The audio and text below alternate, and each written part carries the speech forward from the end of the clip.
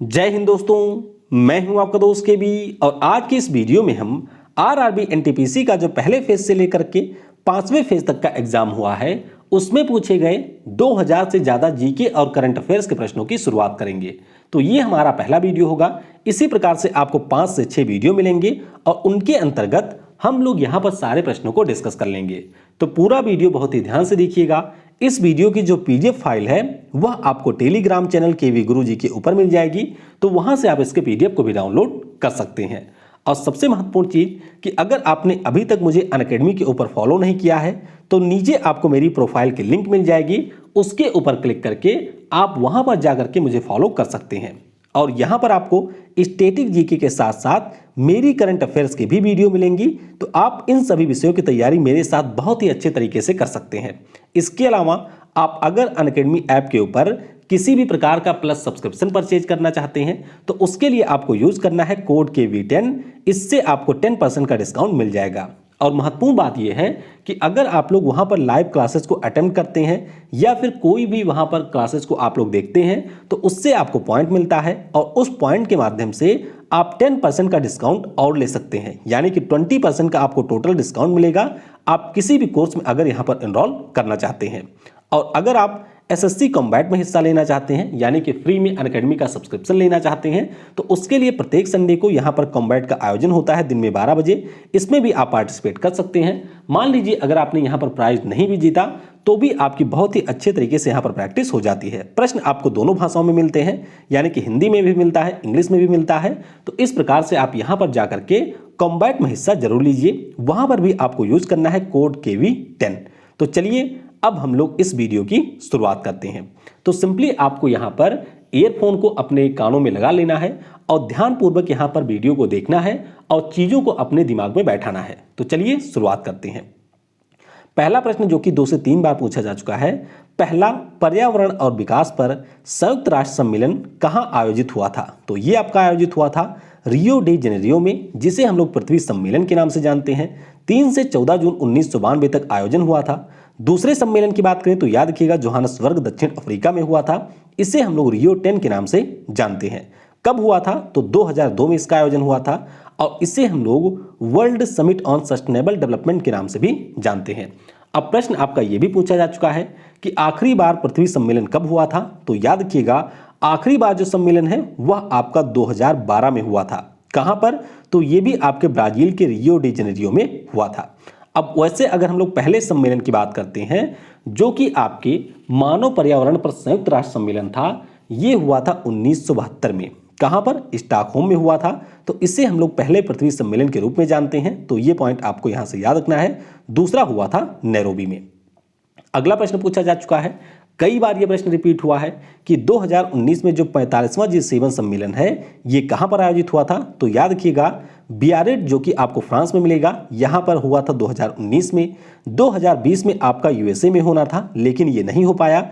2021 में UK में इसका आयोजन किया जाएगा जो कि 47वें नंबर का होगा। तो ये पॉइंट आपको यहां से याद रखना है।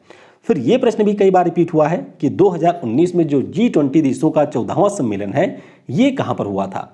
तो याद रखिएगा आपका जो 14वां था ये हुआ था ओसाका जो कि जापान का शहर है। 2020 वाला हुआ सऊदी अरब के रियाद में, वर्चुअली ये हुआ था। 16वां इस साल होगा इटली की राजधानी रोम में।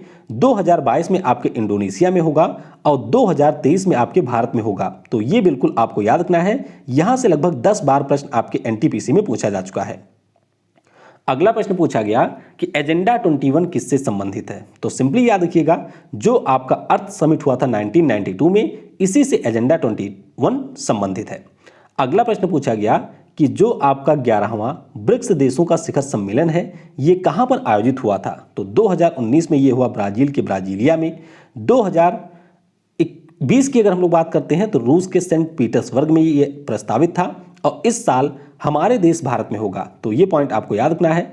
वैसे आपसे ब्रिक्स के संबंध में यह भी प्रश्न पूछा जा चुका है कि दक्षिण अफ्रीका इसमें कब शामिल हुआ था? तो याद रखिएगा 2010 में दक्षिण अफ्रीका शामिल हुआ था और यह प्रश्न 3 बार पूछा जा चुका है। अगला प्रश्न पूछा गया कि 2021 में जो यूनाइटेड नेशन का क्लाइमेट कन्वेंशन होने वाला है, क्लाइमेट चेंज के ऊपर कन्वेंशन होने वाला है, उसका COP26 कहाँ पर होगा? तो स्कॉटलैंड के ग्लासगो में होगा। पहले की बात करते हैं तो जर्मनी के बर्लिन में हुआ था। इसके अलावा आपको पेरिस वाला याद रखना है जो कि 2015 में हुआ था। इसे हम लोग COP21 के नाम से जानते हैं। इसके अलावा आप याद रखेंगे कि COP24 ये पोलैंड के काटोविस में हुआ था। और COP25 की बात करते हैं तो ये लगभग 5 से 6 बार पूछा जा चुका है। याद रखिएगा स्पेन की राजधानी मैड्रिड में इसका आयोजन किया जाएगा। तो सिंपली ये सारी चीजें आपको याद रखनी है। अगला प्रश्न पूछा जा चुका है कि पहला जो विश्व हिंदी शिखर सम्मेलन है 1975 में ये कहां पर आयोजित किया गया था? तो ये आपका हुआ था नागपुर में। कहां पर? नागपुर में 10 से 12 जनवरी तक इसका आयोजन हुआ था। 11वें की बात करते हैं तो ये आपका 2018 में मॉरिशस में हुआ था। और 12वें की बात करते हैं तो 2021 में फिजी में इसका आयोजन किया जाना है। और 10 को हम लोग मनाते क्या हैं? तो 10 को विश्व हिंदी दिवस हम लोग मनाते हैं। फिर एक प्रश्न पूछा जा चुका है कि 2017 में जो 11वीं विश्व व्यापार संगठन का मंत्री स्तरीय सम्मेलन हुआ था ये कहां पर हुआ था?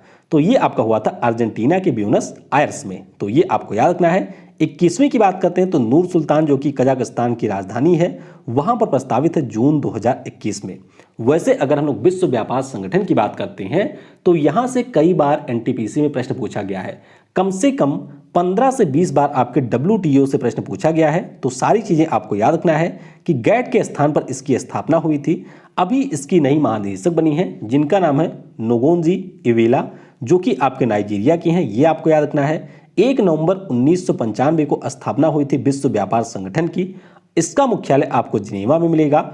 और 2016 में अफगानिस्तान इसका 164वें नंबर का सदस्य देश बना था। तो ये सारे पॉइंट आपके पूछे जा चुके हैं। अगला प्रश्न पूछा गया कि ग्रीन हाउस गैस के उत्सर्जन को कम करने के लिए किस अंतर्राष्ट्रीय संधि पर हस्ताक्षर किया गया था? तो ये संधि है क्योटो प्रोटोकॉल। और जल्दी ही अभी ये पूछा गया है कि क्योटो प्रोटोकॉल के ऊपर किस देश ने हस्ताक्षर नहीं किया है? तो ध्यान रखेंगे अमेरिका ने इसके ऊपर हस्ताक्षर नहीं किया है। 11 दिसंबर 1997 को इसे अपनाया गया था और 16 फरवरी 2005 को ये लागू हुआ था। अच्छा, क्योटो जो शहर है वह आपको मिलेगा जापान में। फिर एक प्रश्न पूछा गया कि भारतीय संसद के द्वारा पर्यावरण रक्षा अधिनियम कब पारित किया गया? तो याद रखिएगा 1986 को इसे पारित किया गया था। अब पर्यावरण से संबंधित हमारे यहाँ पर जो भी अधिनियम हैं उनसे कई बार एनटीपीसी ने प्रश्न पूछा है। तो सारे के बारे में आपको यहाँ पर याद रखना है। कौन कौन से हैं? तो पहला हमारा वही हो जाता है जिसे हम लोग कहते हैं वन्य जीव संरक्षण अधिनियम। तो 1972 में आपका पारित हुआ था। इसके बारे में आपको यह ध्यान रखना है कि इसमें आपको 6 अनुसूचियां देखने को मिलेंगी। कितनी? 6 अनुसूचियां यहां पर देखने को मिलेंगी। फिर आपका है जल प्रदूषण नियंत्रण व रोकथाम अधिनियम। ये आपका कब आया था? तो 1974 में ये आया था। वन संरक्षण अधिनियम ये आपका 1980 में आया था। वायु प्रदूषण नियंत्रण व रोकथाम अधिनियम ये आपका 1981 में आया। पर्यावरण संरक्षण अधिनियम 1986 में आया। और आपको याद रखना है कि बाल विवाह निषेध अधिनियम ये आपका 1929 में आया था। इसे हम लोग शारदा एक्ट के नाम से जानते हैं। तो ये सारे जो अधिनियम हैं कम से कम 10 से 15 बार ऑलरेडी पूछे जा चुके हैं। तो इन सभी के बारे में आपको थोड़ा सा ध्यान रखना है। अगला प्रश्न पूछा गया कि संविधान के किस भाग में मौलिक अधिकार को प्रावधान दिया गया है? तो ये आप सभी को पता होगा। भाग 3 में जो हमारा अनुच्छेद 12 से 35 है इसमें मौलिक अधिकारों के बारे में बताया गया है। भारतीय संविधान की 8वीं अनुसूची में कितनी भाषाएं हैं? तो इसमें आपको टोटल 22 भाषाएं मिलेंगी। शुरुआत में इसमें सिर्फ 14 भाषाएं शामिल थीं। ये पॉइंट आपको याद रखना है। बाकी 21वें संविधान संशोधन के द्वारा इसमें सिंधी को जोड़ा गया। 71वें के द्वारा कोंकणी, मणिपुरी और नेपाली को जोड़ा गया। लास्ट टाइम 2003 में इसमें संशोधन हुआ था और उस समय बोडो, डोंगरी, संथाली और मैथिली को इसमें जोड़ा गया था। अगला प्रश्न है किस अनुसूची के अंतर्गत केंद्र व राज्य के बीच संपत्तियों का बंटवारा हुआ है? तो ये भी आसान सा प्रश्न है। 7वीं अनुसूची के अंतर्गत इनका बंटवारा हुआ है। अब ये जो प्रश्न है कम से कम 4 से 5 बार पूछा जा चुका है और हमारी यहाँ पर सूचियों के बारे में भी पूछा गया है। तो याद रखिएगा 3 प्रकार की सूचियां आपको देखने को मिलेंगी। एक तो है संघ सूची जिसके ऊपर हमारी केंद्र सरकार कानून बनाती है। राज्य सूची है जिसके ऊपर हमारी राज्य सरकार कानून बनाती है। और एक आपकी है कॉन्करेंट लिस्ट जिसके ऊपर हमारी केंद्र सरकार और राज्य सरकार दोनों कानून बना सकती है। लेकिन अगर यहाँ पर दोनों के द्वारा कानून बनाया जाता है तो संसद का कानून यहाँ पर सर्वोपरि होगा। तो ये सारे पॉइंट आपको याद रखने हैं। बाकी संघ सूची की बात करते हैं तो शुरुआत में 97 विषय थे, वर्तमान में 100 हैं। राज्य सूची की बात करें तो 66 थे, वर्तमान में 61 है। और समवर्ती सूची की बात करें तो शुरुआत में 47 थे, इस समय इसमें 52 आपको विषय देखने को मिलेंगे।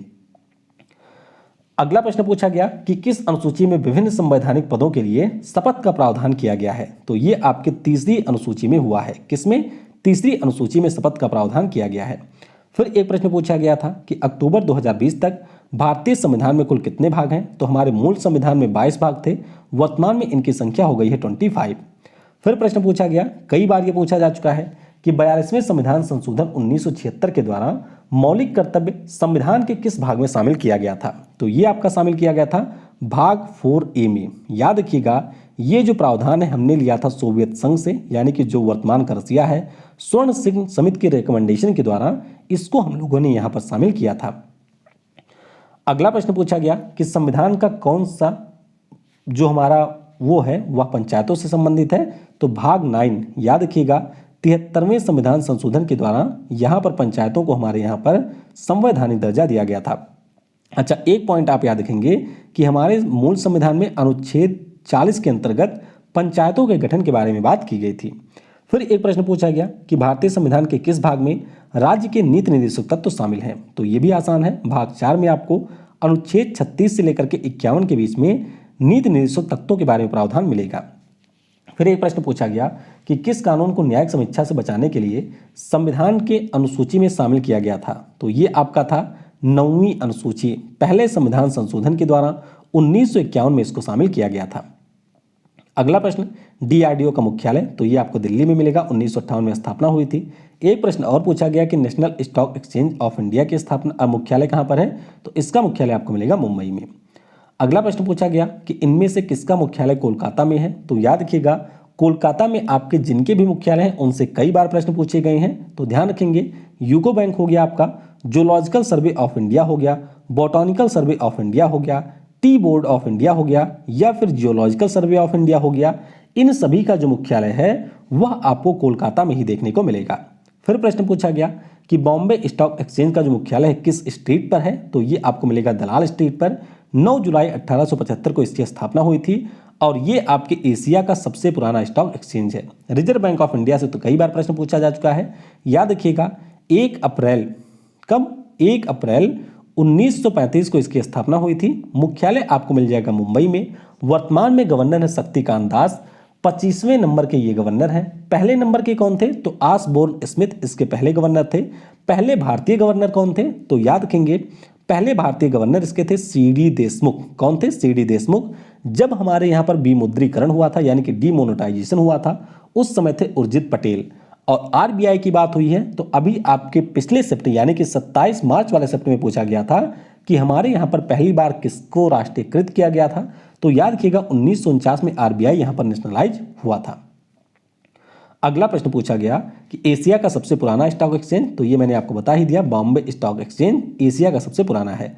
बार्क यानी कि भाभा एटॉमिक रिसर्च सेंटर, इसका फुल फॉर्म ऑलरेडी 2 से 3 बार पूछा जा चुका है।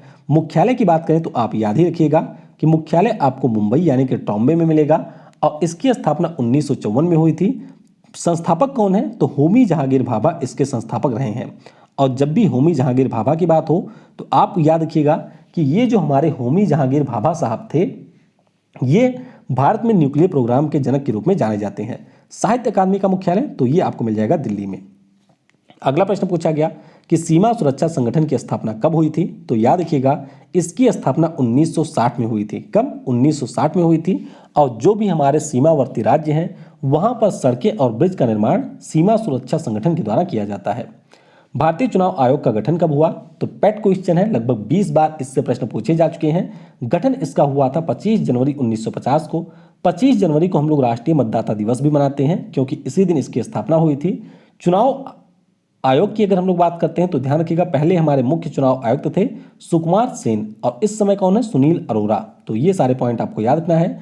हमारे संविधान में जो अनुच्छेद 324 है उसमें चुनाव आयोग के बारे में बताया गया है।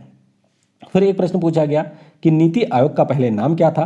तो नीति आयोग का पहले नाम था योजना आयोग। नीति आयोग और योजना आयोग से लगभग 20 बार प्रश्न यहाँ पर पूछे जा चुके हैं। तो नीति आयोग का फुल फॉर्म पूछा जा चुका है, तो याद रखिएगा इसका पूरा नाम होता है national institution for transforming India. 1 जनवरी 2015 को नीति आयोग की स्थापना हुई थी। इसने स्थान लिया था योजना आयोग का। योजना आयोग के बारे में आप ये याद रखेंगे कि 15 मार्च 1950 को इसकी स्थापना हुई थी। नीति आयोग के अध्यक्ष कौन होते हैं? तो देश के पीएम होते हैं। उपाध्यक्ष इसके हैं राजीव कुमार, जो कि अभी पिछले वाले शिफ्ट में ही पूछा गया था। सीईओ इसके कौन है? तो अमिताभ कांत इसके सीईओ हैं। तो नीति आयोग से लगभग 15 से 20 बार प्रश्न पूछा जा चुका है, तो ये आपको याद रखना है। अगला प्रश्न है कि भारत में पहले कलकत्ता क्रिकेट क्लब की स्थापना किस वर्ष हुआ था? तो वैसे ही ये प्रश्न एक ही बार पूछा गया है, तो याद रखिएगा 1792 में कलकत्ता क्रिकेट क्लब की हमारे यहाँ पर स्थापना हुई थी। राष्ट्रीय मानवाधिकार आयोग के अध्यक्ष कौन है? 2 से 3 बार पूछा जा चुका है, तो वर्तमान में जस्टिस एच.एल. दत्तू हैं। और 1 से 2 बार ये भी पूछा गया है कि पहले अध्यक्ष कौन थे? तो रंगनाथ मिश्रा इसके पहले अध्यक्ष रहे हैं। 1992 या 1993 में इसकी स्थापना हुई थी। अगला प्रश्न कि Raja Ramanna centre for advance technology की स्थापना कब हुई थी? तो इसकी स्थापना हुई थी 19 फरवरी 1984 को। मुख्यालय कहाँ पर है? तो इंदौर में इसका मुख्यालय है। मुख्यालय भी 2 बार पूछा जा चुका है, तो ये पॉइंट आपको याद रखना है। अच्छा, कई बार इसको हम लोग सेंटर फॉर एडवांस टेक्नोलॉजी के नाम से जानते हैं। हो सकता है आपको राजा रमन्ना ना मिले, तो भी आपको याद रखना है कि एमपी के इंदौर में इसका मुख्यालय है। योजना आयोग मैंने आपको बता ही दिया कि 15 मार्च 1950 को इसकी स्थापना हुई थी। पहले उपाध्यक्ष कौन थे? तो गुलजारी लाल नंदा थे। आखिरी उपाध्यक्ष कौन थे? तो आखिरी यहाँ पर थे मोंटेक सिंह अहलूवालिया, और इसके भी अध्यक्ष हमारे देश के पीएम ही होते थे। अच्छा, अब बात हुई है तो यहाँ पर थोड़ा सा नाभिकीय ऊर्जा के बारे में आपको याद रखना है। सारी चीज़ें यहाँ पर आपके एनटीपीसी में पूछी जा चुकी हैं। जैसे कि हमारे यहाँ पर जो परमाणु ऊर्जा आयोग था 1948 में इसको स्थापित किया गया। परमाणु ऊर्जा विभाग की बात करते हैं तो 1954 में इसकी स्थापना हुई थी। परमाणु के क्षेत्र में हमारे यहाँ पर कुल 5 अनुसंधान केंद्र हैं। भाभा मैंने आपको बता दिया मुंबई में है। इंदिरा गांधी परमाणु अनुसंधान केंद्र ये आपको कलपक्कम में मिलेगा। सेंटर फॉर एडवांस टेक्नोलॉजी यानी कि वो राजा रमन्ना वाला, तो ये आपको इंदौर में मिलेगा। वेरिएबल एनर्जी साइक्लोट्रॉन सेंट्रल ये आपको कोलकाता में मिलेगा। Atomic minerals directorate for exploration and research ये आपका है हैदराबाद में। तो सारे आपके पूछे जा चुके हैं, इनके बारे में यहाँ पर आपको याद रखना है। फिर बात करते हैं बनारस हिंदू विश्वविद्यालय की स्थापना कब हुई थी? तो ध्यान रखिएगा 1916 में इसकी स्थापना हुई थी। और यहाँ पर आपके एनटीपीसी में ये भी पूछा जा चुका है कि इसके संस्थापक कौन रहे हैं? तो मदन मोहन मालवीय, सुंदरलाल, एनी बेसेंट और रामेश्वर सिंह के द्वारा इसकी स्थापना हुई थी। प्रश्न आपके एनटीपीसी में यह भी पूछा जा चुका है कि गांधी जी जब 9 जनवरी 2015 को वापस लौटे थे अफ्रीका से, तो उस समय उन्होंने पहला अपना जो भाषण है वह कहां पर दिया था? तो याद रखिएगा ये जो बनारस हिंदू विश्वविद्यालय की स्थापना हुई थी उसी समय गांधी जी ने पहला स्पीच अपना दिया था। फिर राष्ट्रीय हरित अधिकरण यानी कि नेशनल ग्रीन ट्रिब्यूनल की बात हो रही है, तो इसकी स्थापना 2010 में हुई थी। अभी आपके पिछले शिफ्ट में प्रश्न पूछा जा चुका है और आदर्श कुमार गोयल इसके वर्तमान में अध्यक्ष हैं, तो ये पॉइंट आपको ध्यान रखना है। अगला प्रश्न पूछा गया कि केंद्रीय प्रदूषण नियंत्रण बोर्ड के वर्तमान अध्यक्ष कौन है? तो इसके वर्तमान में अध्यक्ष शिवदास मीणा। कौन है? सीपीसीबी के अध्यक्ष Shivdas Meena. New space India limited की स्थापना किसके द्वारा की गई थी? तो याद रखिएगा इसरो के द्वारा इसकी स्थापना हुई थी। और अभी आपके पिछले ही शिफ्ट में पूछा गया था कि इसरो की जो नई वाली इकाई है उसका नाम क्या है? तो याद रखेंगे इसका नाम है न्यू स्पेस इंडिया लिमिटेड। हालांकि एक एंट्रेक्स कारपोरेशन भी है जिसकी स्थापना 1993 में हुई थी। तो आपको दोनों इसरो की जो वाणिज्यिक इकाई हैं उनके बारे में याद रखना है। फिर पूछा गया कि प्रेस ट्रस्ट ऑफ इंडिया के वर्तमान अध्यक्ष कौन है? तो अवीक सरकार है। अलीगढ़ मुस्लिम विश्वविद्यालय के संस्थापक कौन थे? तो सर सैयद अहमद खान इसके संस्थापक रहे हैं। स्थापना 1875 में हुई थी, ये पॉइंट आपको याद रखना है। और 1920 में इसका नाम हो गया था अलीगढ़ मुस्लिम यूनिवर्सिटी। अगला प्रश्न पूछा गया स्टॉक मार्केट को नियंत्रित करने वाली संस्था का नाम क्या है? तो ध्यान रखेंगे इसका नाम है सेबी। सेबी का फुल फॉर्म भी पूछा जा चुका है यानी कि securities and exchange board of India, तो ये इसका पूरा नाम होता है। 12 अप्रैल 1992 को इसकी स्थापना हुई थी। डेट भी इसकी पूछी जा चुकी है। और आपको याद रखना है कि अजय त्यागी इसके वर्तमान में प्रमुख है। CSIR, तो ये भी आपको याद रखना है, इसका पूरा नाम होता है council for scientific and industrial research, ये इसका पूरा नाम होता है। महानिदेशक इसके हैं शेखर श्रीमंडे। और अध्यक्ष की बात अगर की जाए तो PM इसके अध्यक्ष होते हैं, ये आपको याद रखना है। इंदिरा गांधी विकास शोध संस्थान, तो इसका मुख्यालय कहां पर है? तो मुंबई में आपको इसका मुख्यालय देखने को मिलेगा। अगला प्रश्न कि केंद्रीय वन अनुसंधान संस्थान, जिसे हम लोग forest research institute of India कहते हैं, इसका मुख्यालय कहां पर है? तो देहरादून में मिलेगा। और देहरादून में ही आपको इंडियन इंस्टीट्यूट ऑफ पेट्रोलियम का हेडक्वार्टर भी मिलेगा। तो ये प्रश्न भी आपके एनटीपीसी में पूछा जा चुका है। अगला प्रश्न है कि भारतीय राष्ट्रीय अंतरिक्ष अनुसंधान समिति, इसकी स्थापना किस वर्ष की गई थी? तो याद रखिएगा, Indian national committee for scientific research, इसकी स्थापना हुई थी 1962 में। बाद में 1969 में जब ये समाप्त होता है तो 15 अगस्त 1969 को इसरो की स्थापना की जाती है, यानी कि इसरो से पहले इस समिति की हमारे यहाँ पर स्थापना की गई थी। अगला प्रश्न, केंद्रीय वन अनुसंधान संस्थान, ये मैंने आपको बता ही दिया, देहरादून में है, ये भी मैंने आपको बता ही दिया है। और राष्ट्रीय खगोल भौतिकी केंद्र की बात करते हैं तो ये आपको मिलेगा पुणे में। तो ये प्रश्न भी पूछा जा चुका है कि राष्ट्रीय खगोल भौतिकी केंद्र कहाँ पर है? तो ये आपको मिल जाएगा पुणे में। अगला प्रश्न, विश्व के दाल उत्पादन में भारत की हिस्सेदारी कितने प्रतिशत है? तो 25% हमारे देश की हिस्सेदारी है। दुनिया में अगर हम लोग दालों के उत्पादन की बात करते हैं तो हमारा देश पहले स्थान पे है। राज्यों की बात करते हैं तो मध्य प्रदेश पहले स्थान पर है। इसके अलावा आप ध्यान रखेंगे कि हम लोग दालों के सबसे बड़े कंज्यूमर भी हैं, यानी कि सबसे ज़्यादा दाल हम लोग खाते भी हैं। गेहूं के उत्पादन में किस देश का प्रथम स्थान है? तो पहले स्थान पर है चाइना। गेहूं की बात करते हैं तो हमारा देश दूसरे स्थान पे है। और राज्यों की बात करते हैं तो उत्तर प्रदेश, पंजाब, ये हमारे यहाँ के अग्रणी गेहूं उत्पादक राज्य हैं। पहले स्थान पे आपका है उत्तर प्रदेश। अगला प्रश्न, 2018 की रिपोर्ट के अनुसार तेल निर्यात करने में कौन सा देश दूसरे स्थान पर है? ध्यान रखिएगा, दूसरे स्थान पे यहाँ पर था रसिया। तो पहले स्थान पे कौन था? पहले स्थान पर यहाँ था सऊदी अरब। कौन था? सऊदी अरब यहाँ पर पहले स्थान पे रहा है। इसके अलावा आपको ये भी याद रखना है कि सबसे ज़्यादा तेल हम लोग कहाँ से खरीदते हैं? तो सबसे ज़्यादा तेल हम लोग खरीदते हैं इराक से। किससे? इराक से हम लोग सबसे ज़्यादा तेल खरीदते हैं। लेटेस्ट जो आपकी रिपोर्ट आई है उसमें आपके अमेरिका ने सऊदी अरब को पीछे छोड़ दिया है। दूसरे नंबर पर हम सबसे ज़्यादा तेल खरीदते हैं अमेरिका से। तीसरे नंबर पर आपका नाइजीरिया है और चौथे नंबर पर आ जाता है सऊदी अरब। तो ये बिल्कुल लेटेस्ट रिपोर्ट है, इसके बारे में भी आप लोग याद रखेंगे। अच्छा, उत्पादन की अगर हम लोग बात करते हैं कि कच्चा तेल सबसे ज़्यादा बनाता कौन सा देश है, यानी कि सबसे ज़्यादा प्रोडक्शन कौन करता है? तो सबसे ज़्यादा करता है अमेरिका। कौन करता है? अमेरिका सबसे ज़्यादा प्रोडक्शन यहाँ पर करता है। लेकिन अगर आपसे पूछ लिया जाए कि सबसे ज़्यादा कच्चा तेल आपको किस देश में देखने को मिलेगा, तो आपका उत्तर हो जाएगा वेनेजुएला। ये पॉइंट आपको यहाँ से याद रखना है। अच्छा, अंगूर की बात हुई है तो अंगूर के बारे में याद रखिएगा, जो हमारी प्रीमियम क्वालिटी की वाइन होती हैं उनका निर्माण अंगूर से ही किया जाता है। हमारे यहाँ पर सबसे ज़्यादा उत्पादन कहाँ पर होता है? तो महाराष्ट्र में सबसे ज़्यादा उत्पादन अंगूर का किया जाता है। अगला प्रश्न पूछा गया कि कॉफ़ी के उत्पादन में कौन सा देश शीर्ष स्थान पर है? तो ध्यान रखेंगे, ब्राज़ील यहाँ पर शीर्ष स्थान पे है, वियतनाम यहाँ पर है दूसरे स्थान पे। हमारे देश की बात करते हैं तो हमारा देश इसमें है छठे स्थान पर। सबसे ज़्यादा हमारे यहाँ पर कौन सा राज्य कॉफ़ी उगाता है? तो कर्नाटक में सबसे ज़्यादा उत्पादन यहाँ पर होता है। ये पॉइंट आपको याद रखना है। और कॉफ़ी बोर्ड ऑफ इंडिया का मुख्यालय कहाँ पर है? ये आप जरा नीचे कमेंट में बता दीजिएगा। चलिए मैं ही बता देता हूँ, इसका मुख्यालय आपको बेंगलुरु में मिलेगा। जम्मू कश्मीर का कौन सा स्थान केसर के उत्पादन में अग्रणी है? तो ये आपको ध्यान रखना है कि जम्मू कश्मीर में केसर का सबसे ज़्यादा उत्पादन होता है और पिछले साल इसको जीआई टैग भी दिया गया था। अगला प्रश्न कि भारत में पवन ऊर्जा के उत्पादन में कौन सा राज्य शीर्ष पर है? तो यहाँ पर तमिलनाडु आपको शीर्ष पर मिलेगा। कौन सा? तमिलनाडु यहाँ पर शीर्ष पर मिलेगा। पवन ऊर्जा की अगर हम लोग इंस्टॉल क्षमता के अनुसार बात करते हैं तो सबसे ज़्यादा आपके चीन में है, फिर अमेरिका में है और फिर आपका है जर्मनी में। यानी कि सबसे ज़्यादा लगाई कहाँ पर गई है? तो सबसे ज़्यादा इन 3 देशों में लगाई गई है। भारत हमारा आ जाता है चौथे स्थान पर। अगला प्रश्न कि भारत में कौन सा राज्य क्रोमाइट के उत्पादन में पहले स्थान पर है? तो पहले स्थान पर है उड़ीसा। कौन है? उड़ीसा यहाँ पर पहले स्थान पर है। क्रोमाइट होता क्या है? तो ये आपके जो आयरन होता है उसका एक प्रकार का अयस्क है। इसमें आपको क्रोमियम मिलता है, लोहा मिलता है और आपका ऑक्सीजन मिलता है। उत्पादन की बात करते हैं तो उड़ीसा यहाँ पर सबसे ज़्यादा उत्पादन करता है। अगला प्रश्न कि दूध के उत्पादन में कौन सा देश शीर्ष स्थान पर है? तो दूध की बात करते हैं तो सबसे ज़्यादा उत्पादन हमारा देश भारत ही करता है। अमेरिका दूसरे स्थान पर यहाँ पर दूध के उत्पादन में है।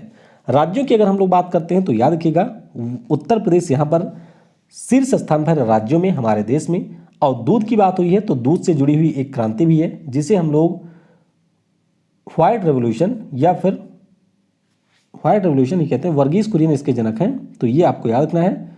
इसको व्हाइट रेवोल्यूशन ही कहते हैं संभवतः, ये जरा आप कमेंट में कंफर्म कर दीजिएगा। अगला प्रश्न, किस देश में सर्वाधिक प्राकृतिक गैस का भंडार स्थित है? ध्यान रखिएगा, जो आपका कच्चा तेल होता है जिसे हम लोग क्रूड ऑयल कहते हैं, वह आपको सबसे ज़्यादा वेनेजुएला में मिलेगा। लेकिन अगर हम लोग नेचुरल गैस की बात करते हैं तो ये आपको मिल जाएगा रसिया में। याद रखिएगा, ईरान में दूसरा सबसे बड़ा भंडार है और कतर यहाँ पर तीसरे स्थान पे है। तो ये मैंने आपको बता ही दिया था। अगला प्रश्न है कि खाद्य व कृषि संगठन की रिपोर्ट के अनुसार मछली उत्पादन में कौन सा देश अग्रणी है? तो ध्यान रखिएगा, चीन में सबसे ज़्यादा मछली का उत्पादन होता है। तो चीन पहले पे है, पेरू दूसरे और इंडोनेशिया तीसरे पे है। हमारा देश यहाँ पर छठे स्थान पर है। भारत में सबसे ज़्यादा बिजली का उत्पादन किसके द्वारा होता है? बहुत ही ज़्यादा महत्वपूर्ण प्रश्न है, इससे भी कई बार प्रश्न पूछा जा चुका है। तो कोयले से सबसे ज़्यादा बिजली का उत्पादन होता है। भारत बिजली का तीसरा सबसे बड़ा उत्पादक और उपभोक्ता है, ये बिल्कुल लेटेस्ट रिपोर्ट है। और याद रखिएगा कि सबसे ज़्यादा हम लोग बिजली बनाते हैं कोयले से, 60% से ज़्यादा हम लोग कोयले से बनाते हैं। फिर आपका नेचुरल गैस हो गया, उसके बाद में आपकी हाइड्रो इलेक्ट्रिसिटी हो गई, फिर आपकी पवन ऊर्जा यानी कि विंड एनर्जी हो गई, और सबसे कम हम लोग नाभिकीय ऊर्जा से यहाँ पर बिजली का निर्माण करते हैं।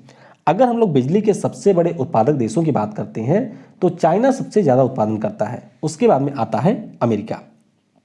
अगला प्रश्न है कि भारत में कपास उत्पादन में कौन सा राज्य शीर्ष पर है? तो कपास की बात करते हैं तो गुजरात में सबसे ज़्यादा उत्पादन होता है, ये आपको याद रखना है। महाराष्ट्र दूसरे स्थान पे। देशों की अगर हम लोग बात करते हैं तो सबसे ज़्यादा कपास का उत्पादन हमारे यहाँ पर ही होता है, ये आपको याद रखना है। अगला प्रश्न है कि भारत के किस खान में सबसे ज़्यादा यूरेनियम का उत्पादन होता है? तो यूरेनियम की आपको दो ही खानें मिलेंगी, एक तो आपकी है जादूगोड़ा, दूसरी आपकी है तुम्मल पल्ले की खान, जो कि आपको मिलेगी आंध्र प्रदेश में। तो यूरेनियम का जो सबसे ज़्यादा उत्पादन है हमारे देश में वह आंध्र प्रदेश राज्य में ही होता है। और जादूगोड़ा माइंस मैंने आपको बता दिया, झारखंड के जो पूर्वी सिंहभूमि जिला है वहाँ पर आपको जादूगोड़ा की माइन मिलेगी। 1967 में इसको खोला गया था। अच्छा, उत्पादक देशों का नाम भी ऑलरेडी पूछा जा चुका है। तो सबसे ज़्यादा जो उत्पादन है वह कजाकिस्तान के द्वारा किया जाता है। ठीक है। अच्छा, भंडार सबसे ज़्यादा कहाँ पर है? तो सबसे ज़्यादा भंडार आपको मिलेगा ऑस्ट्रेलिया में यूरेनियम का, हमारे यहाँ पर कमी होता है। भारत में जो सबसे ज़्यादा कोयले का भंडार है वह किस राज्य में है? यहाँ पर आप कंफ्यूज हो सकते हैं। याद रखिएगा, अगर हम लोग बात करते हैं रिजर्व की तो वो आपको मिलेगा झारखंड में, लेकिन अगर हम लोग उत्पादन की बात करते हैं तो सबसे ज़्यादा जो प्रोडक्शन है वह करता है छत्तीसगढ़। दोनों में कंफ्यूज नहीं होना है। रिजर्व की बात की जाए तो झारखंड, और अगर यहाँ पर बात की जाती है उत्पादन की तो छत्तीसगढ़ हो जाएगा पहले स्थान पर। फिर पूछा जा चुका है कि बॉक्साइट के उत्पादन में अग्रणी राज्य कौन सा है? तो बॉक्साइट में आपका हो जाएगा उड़ीसा। कौन है? उड़ीसा बॉक्साइट के उत्पादन में अग्रणी राज्य है। और अभी आपका जो पहला, इससे पहले यानी कि 27 मार्च का पेपर हुआ था, उसमें यह भी प्रश्न पूछा जा चुका है कि बॉक्साइट किसका अयस्क होता है? तो ये आपके एल्यूमिनियम का अयस्क होता है।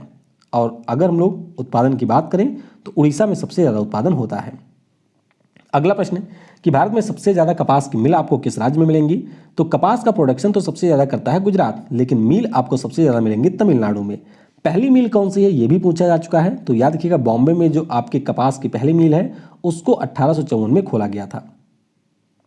अगला प्रश्न है कि अभ्रक के उत्पादन में कौन सा शीर्ष पर है? तो आंध्र प्रदेश हमारे यहाँ पर शीर्ष पर है। और विश्व की बात करते हैं तो चीन अभ्रक के उत्पादन में शीर्ष पर है। अगला प्रश्न कि भारत में जो समुद्री मछली होती है उसके उत्पादन में कौन सा राज्य शीर्ष पर है? तो समुद्री मछली के उत्पादन में आपका तमिलनाडु है। लेकिन अगर हम लोग बात करते हैं तालाब वगैरह या जो आपके गड्ढे वगैरह होते हैं उनकी मछलियों को मिला लें तो इसमें आपका कौन सा है? तो इसमें आपका हो जाता है आंध्र प्रदेश। तो दोनों के बारे में आप याद रखना है। वैसे अगर हम लोग बात करते हैं कि हमारा देश किस में है, तो मछली के उत्पादन में हम लोग दुनिया में दूसरे स्थान पर नहीं है, छठे स्थान पर है, ये आपको याद रखना है। भारत में कौन सा राज्य सोने के उत्पादन में पहले स्थान पे है? तो कर्नाटक में सबसे ज़्यादा सोने का उत्पादन होता है। कर्नाटक में आपको सोने की कई खाने मिलेंगी, जैसे कोलार हो गया, रायचूर हो गया, धारवाड़ हो गया, हसन हो गई, ये सारे प्रमुख उत्पादक खाने हैं। अच्छा, सबसे ज़्यादा सोने का उत्पादन कौन करता है? तो चाइना सबसे ज़्यादा उत्पादन करता है। अगला प्रश्न कि जादूगोड़ा की खान, तो ये मैंने आपको बता ही दिया, यूरेनियम के लिए प्रसिद्ध है और पूर्वी सिंहभूम जिले में आपको मिलेगी। 4 से 5 बार ये पूछा जा चुका है। तुम्मल की बात करें या फिर जादूगोड़ा की बात करें तो 5 से 6 बार इनसे प्रश्न ऑलरेडी पूछा जा चुका है। अगला प्रश्न है कि इंद्रधनुष मिशन किससे संबंधित है? तो इंद्रधनुष मिशन की अगर हम लोग बात करते हैं तो लगभग 4 से 5 बार इससे भी प्रश्न पूछा जा चुका है। तो याद रखिएगा, ये आपके टीकाकरण यानी कि वैक्सीनेशन से संबंधित है। इसको 25 दिसंबर 2014 को लॉन्च किया गया था। उद्देश्य क्या था? तो उद्देश्य ये था कि हमारे यहाँ पर जो 7 प्रकार की बीमारियाँ होती हैं, जैसे कि डिप्थीरिया हो गया, काली खांसी, खसरा, हेपेटाइटिस बी, पोलियो, टिटनेस और तपेदिक, इनके लिए यहाँ पर टीकाकरण किया जाए। हालांकि इसके 2 से 3 फेज की शुरुआत और हो चुकी है, यानी कि इंद्रधनुष शुरू हुआ था, उसके बाद में सघन मिशन इंद्रधनुष शुरू हुआ था, फिर इंद्रधनुष 2.0 शुरू हुआ था और इस साल इंद्रधनुष 3.0 भी शुरू हो चुका है। तो बिल्कुल इंद्रधनुष के बारे में आप याद रखेंगे। अच्छा, मानवाधिकारों के लिए टीवी चैनल पहले किसके द्वारा लॉन्च किया गया था? तो याद रखिएगा, international observatory of human rights के द्वारा मानवाधिकारों के लिए यहाँ पर पहला टीवी चैनल लॉन्च हुआ था लंदन में। बिन्सन माउंटेन किस महाद्वीप में स्थित है? तो बिंटन मैसिव के बारे में आपने सुना होगा, अंटार्कटिका की सबसे ऊंची चोटी है, तो ये आपको याद रखना है। वैसे अगर हम लोग माउंट विल्सन की बात करते हैं तो ये मिल जाएगा आपको यूएसए में। अगला प्रश्न पूछा गया कि भारत में जो सबसे पहला समाचार पत्र है किसने शुरू किया था? तो हिगिस बंगाल गैजेट इसका पूरा नाम था। 19 जनवरी 1780 को कोलकाता में इसकी शुरुआत हुई थी। हिकी के द्वारा इसका शुरुआत किया गया था। अगस्टस हिकी इनका नाम था जिनके द्वारा इसकी शुरुआत की गई थी और अंग्रेजी भाषा में इसको सबसे पहली बार प्रकाशित किया गया था। अच्छा, आपको याद रखना है कि परीक्षा में आपके ये भी पूछा जा चुका है कि हमारे यहाँ के भारतीय लैंग्वेज में प्रकाशित पहला समाचार पत्र कौन सा था? तो 1818 में इसका प्रकाशन हुआ था। नाम इसका रखा गया था समाचार दर्पण। बंगाली भाषा में इसका प्रकाशन हुआ था। फिर प्रश्न पूछा जा चुका है कि भारत में जो सिविल सेवा है इसकी शुरुआत किसने की थी?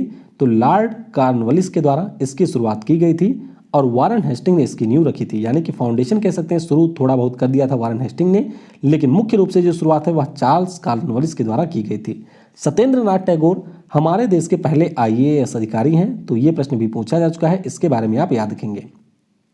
अगला प्रश्न है एफसीसीबी का फुल फॉर्म क्या है? तो एक ही बार पूछा गया है, थोड़ा सा ध्यान रखेंगे। फॉरेन करेंसी कन्वर्टिबल फंड इसका पूरा नाम है। एनडीसी का फुल फॉर्म क्या है? तो नेशनल डेवलपमेंट काउंसिल पूरा नाम है। डाटा को पेस्ट करने के लिए किस की का प्रयोग किया जाता है? तो यहाँ पर जो कंट्रोल पी होता है इसका प्रयोग होता है पेस्ट के लिए, कॉपी के लिए होता है कंट्रोल+C। तो दोनों के बारे में आपको याद रखना है। फिर पूछा गया था कि 2018 में इनमें से किसको पद्म विभूषण पुरस्कार मिला हुआ है? तो याद रखिएगा 2018 में 3 लोगों को मिला था, इलाई राजा, गुलाम मुस्तफ़ा खान और पी परमेश्वरम। वैसे जो आपके पिछले 4 सालों के पद्म विभूषण पुरस्कार हैं उनके ऊपर मैंने वीडियो बना रखी है। छोटी सी वीडियो है 7 से 8 मिनट की। आई बटन पर आपको लिंक मिल जाएगी, वहां से अगर आप लोग चाहें तो उस वीडियो को देख सकते हैं। बहुत सारे प्रश्न आपके पद्म विभूषण से पूछे गए हैं। फिर एक प्रश्न पूछा गया कि एक बाइट में कितने बिट होते हैं? तो याद रखिएगा एक बाइट में आपको 8 बिट देखने को मिलेंगे। अब बाइट और बिट की अगर हम लोग बात करें तो कम से कम 30 से 35 प्रश्न या फिर इससे भी ज्यादा आपके बाइट, बिट, टीबी, जीबी इनसे पूछे गए हैं। तो आइए एक बार हम लोग इसके बारे में थोड़ा सा जान लेते हैं। देखिए, बिट आपकी सबसे छोटी होती है, तो एक बिट आपका हो गया। एक बिट में आपको उसके बाद में होता है एक निवल। तो एक निवल की बात करते हैं तो इसमें आपको 4 बिट देखने को मिलेंगे। फिर हमारा आता है बाइट, तो एक बाइट में आपको 8 बिट देखने को मिलेंगे। 1 किलोबाइट में आपको 1024 बाइट देखने को मिलेंगे। 1 मेगाबाइट में आपको 1024 किलोबाइट देखने को मिलेगा। फिर आपका आता है गीगाबाइट जिसमें आपको 1024 मेगाबाइट मिलेगा। फिर आपका आता है टेराबाइट जिसमें आपको 1024 जीबी मिलेगी। फिर आपका यहाँ पर आ जाता है पेटाबाइट, इसमें आपको 1024 टेराबाइट देखने को मिलेगा, यानी कि टीबी। फिर एक पेटाबाइट की अगर हम लोग बात करते हैं तो 1024 टेराबाइट हो गया। फिर एक्जाबाइट होता है जिसमें आपको 1024 पेटाबाइट देखने को मिलता है। फिर आपका जीटाबाइट होता है जिसमें आपको एक्जाबाइट देखने को मिलता है। और फिर आपका होता है योटाबाइट जिसमें आपको 1024 जीटाबाइट्स देखने को मिलता है। तो याद रखिएगा भैया, कम से कम 30 से 35 बार प्रश्न इससे पूछे जा चुके हैं। इसको आप लोग बिल्कुल थोड़ा सा ध्यानपूर्वक पढ़ लीजिएगा। अगला प्रश्न पूछा गया कि सेवा और निष्ठा इनमें से किस अर्धसैनिक बल का ध्येय वाक्य है? तो ये आपके सीआरपीएफ का है। किसका? सीआरपीएफ का है। इसके अभी नए महानिदेशक बन गए हैं कुलदीप सिंह, तो ये पॉइंट आपको याद रखना है। 2018 में मार्केट कैप के अनुसार भारत की दूसरी सबसे बड़ी कंपनी कौन थी? तो 2018 में आपकी एचडीएफसी बैंक थी। सबसे बड़ी कौन सी है? तो रिलायंस इंडस्ट्रीज सबसे बड़ी कंपनी है। अगला प्रश्न कि शेर शाह सूरी का जो मकबरा है वह कहाँ पर है? तो सासाराम बिहार में आपको इनका मकबरा मिल जाएगा। कलबेलिया डांस की बात करते हैं तो 4 से 5 बार ये पूछा जा चुका है। याद रखिएगा राजस्थान की आपका यह फोक डांस है। घूमर ये भी आपके राजस्थान का है जो कि भील समुदाय के द्वारा किया जाता है। भवाई ये भी आपके राजस्थान का है। कठपुतली हो गया, कच्ची घोड़ी हो गया, कलबेलिया, भवाई, चक्री, चारी, तेरा ताली, ये सारे जो आपके फोक डांस है राजस्थान के हैं। तो सारों के बारे में यहाँ पर याद रखना है। अगला प्रश्न है तिलचट्टा किससे सांस लेता है? तो याद रखिएगा ट्रेकिया से तिलचट्टा के द्वारा सांस लिया जाता है। इसका फाइलम क्या है? तो इसका फाइलम होता है आर्थ्रोपोडा। आर्डर इसका होता है ब्लाटोटा। ये सारी चीज़ें आप याद रखेंगे। किस बैंक के द्वारा योनो ऐप को लॉन्च किया गया था? तो जो आपका योनो ऐप है इसको लॉन्च किया था स्टेट बैंक ऑफ इंडिया ने। किसने? स्टेट बैंक ऑफ इंडिया के द्वारा लॉन्च किया गया था। फुल फॉर्म भी इसका पूछा जा चुका है, तो यू ओनली नीड वन, ये इसका पूरा नाम है। अगला प्रश्न है कि अंतर्राष्ट्रीय नागरिक उड्डयन संघ का मुख्यालय कहाँ पर स्थित है? तो इसका मुख्यालय आपको मिल जाएगा मॉन्ट्रियल में। और मैं आपको बता चुका हूँ कि इंटरनेशनल सिविल एविएशन ऑर्गेनाइजेशन, इसका भी आपको मॉन्ट्रियल में मिलेगा। इंटरनेशनल एयर ट्रांसपोर्ट एसोसिएशन, इसका भी आपको मॉन्ट्रियल में मिलेगा। और WADA यानी कि वर्ल्ड एंटी डोपिंग एजेंसी, इसका भी मुख्यालय आपको मिलेगा मॉन्ट्रियल में। तो सालों के बारे में यहाँ पर याद रखना है। 2018 में शराब का सबसे बड़ा निर्यातक देश कौन सा है? तो सबसे बड़ा रहा था आपका इटली। आपको ये याद रखना है। सबसे ज़्यादा शराब का उत्पादन भी करता है इटली। सबसे ज़्यादा पीता कौन है? तो अमेरिका के लोग सबसे ज़्यादा शराब को पीते हैं। हमारा देश अब भी शराब पीने में थोड़ा सा पीछे चल रहा है। नेता हो सकता है थोड़ा सा कम खर्च कर रहे हो, लेकिन याद रखिएगा कि हमारे यहाँ पर भी पियक्कड़ की संख्या बहुत सारी है। अगला प्रश्न है काशीराम द्वारा किस पार्टी की स्थापना की गई थी? तो ये आपकी बहुजन समाज पार्टी है। 14 अप्रैल 1984 को इसकी स्थापना हुई थी। इस समय अध्यक्ष है मायावती जी। विश्व प्रसन्नता सूचकांक कई बार पूछा जा चुका है, 2 से 3 बार पूछा गया है। तो याद रखिएगा 144वें स्थान पे हम लोग पिछले साल थे।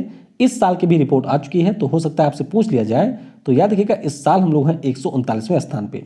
इतने पीछे हैं हम लोग कि पाकिस्तान भी हमसे ज़्यादा खुशहाल है। अगला, माथुरी किस राज्य का लोक नृत्य है? तो ये भी 2 से 3 बार पूछा जा चुका है। आंध्र प्रदेश का लोक नृत्य है माथुरी। वीरनाट्यम, गोबी, कोलातम, तप्पेता, गार्देलु गरिका, धीमसा, ये सारे आपके आंध्र प्रदेश के लोक नृत्य हैं। ये आपको यहाँ से याद रखना है। और अभी आपका पूछा गया था उगादी। उगादी जो त्यौहार है ये कहाँ पर मनाया जाता है? तो ये आपके आंध्र प्रदेश में मनाया जाता है। गौर मारिया किस राज्य का लोक नृत्य है? तो ये आपके छत्तीसगढ़ का है। छत्तीसगढ़ का आपका सैला नृत्य भी है, ये भी पूछा जा चुका है। राउत नाचा, पंथी डांस, गेंदी, सुआ और पंदावनी ये आप जरूर याद रखेंगे। ये भी 2 बार आपके पूछा जा चुका है, तो ये भी छत्तीसगढ़ का लोक नृत्य है। अगला प्रश्न, लकड़ी का मास्क पहनकर किया जाने वाला जो घुमरा नृत्य है किस राज्य से संबंधित है? तो ये पश्चिम बंगाल से संबंधित है। धुनाची, रैम्बेसी, बॉल नृत्य, अलकाप, गंभीरा नृत्य और झुमैर, ये सारे आपके फोक डांस हैं पश्चिम बंगाल के। लावनी किस राज्य का लोक नृत्य है? तो लावनी के बारे में याद रखेंगे, महाराष्ट्र का है। 2 से 3 बार ये आपके NTPC में पूछा जा चुका है। इसके अलावा कोली डांस की बात करते हैं, धंगड़ी, पुआदास, पौरी नाच या फिर डिंडी, ये सारे आपके हैं कहाँ के? महाराष्ट्र के। अगला है सोनल मानसिंह किस शास्त्रीय नृत्य से संबंधित है? तो ध्यान रखेंगे सोनल मानसिंह आपके भारतनाट्यम और ओडिसी से संबंधित है। 2 बार इनका नाम पूछा जा चुका है, तो ये आपको जरूर याद रखना है। सिक्किम राज्य में मास्क पहनकर किया जाने वाला लोक नृत्य कौन सा है? तो वो आपका है लामा या फिर छम नृत्य। अब देखिए ये सारे प्रश्न आपके लिए टफ हो सकते हैं, इनके ऊपर आपको विशेष ध्यान नहीं देना है अगर आपने एक भी बार नहीं पढ़ा है। हाँ, अगर आपने इसको पढ़ा हुआ है तो थोड़ा सा आप इसके ऊपर ध्यान दे सकते हैं। बाकी अगर हम लोग सिक्किम की बात करते हैं तो चुटकी, चेब्रुंग, देनोंग नेहना, काग्याद, तमान सेलो, जो मल्लोक, ये सारे आपके सिक्किम के लोक नृत्य हैं। अगला कि महाराष्ट्र के संगीत थिएटर का प्रसिद्ध नृत्य कौन सा है? तो वही आपका है तमाशा। क्या है? तमाशा यहाँ का है।